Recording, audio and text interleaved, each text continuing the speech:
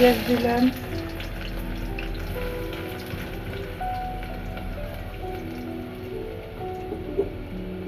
দিলাম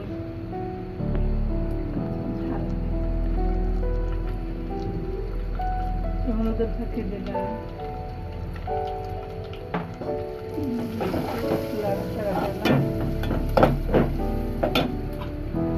এখন তো পানি দিয়ে দিলাম,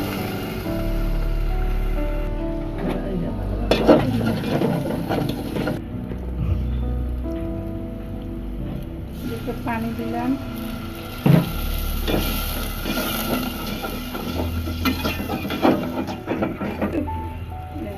ইলিশ মাছ দিলাম,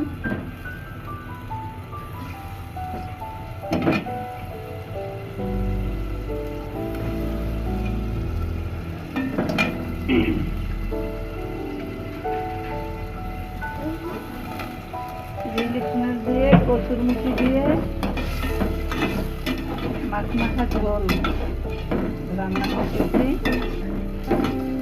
আপনাদের যদি খেতে ইচ্ছে করে উঠাই রাখলাম।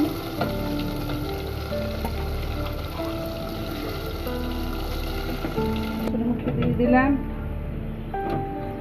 কসুরমুখী দিয়ে ইলিশ মাছ দিয়ে রান্না হবে আজকে, সেই স্বাদ। কারণ অনেকে সিদ্ধ করে না, আমরা সিদ্ধ করে তারপরে এটা রান্না করি, এইটার স্বাদ অন্যরকমের। এখন পানি দিয়ে দিলাম,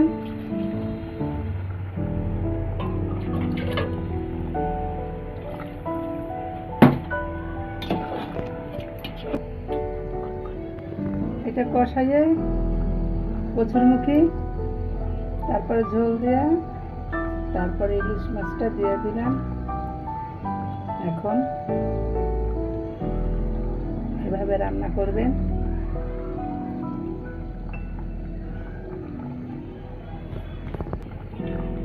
কমো কিছু কি কমো জানো কি রান্না শেষ হয়ে গেছে। আমাদের রান্না যদি পছন্দ হয় আপনাদের, তাহলে কমেন্ট বক্সে জানিয়ে দেবেন, শেয়ার করবেন, তাহলে ভালো লাগবে। আর আপনাদের যদি খেতে ইচ্ছে করে তাহলে কমেন্ট বক্সে জানিয়ে দেবেন। আমাদের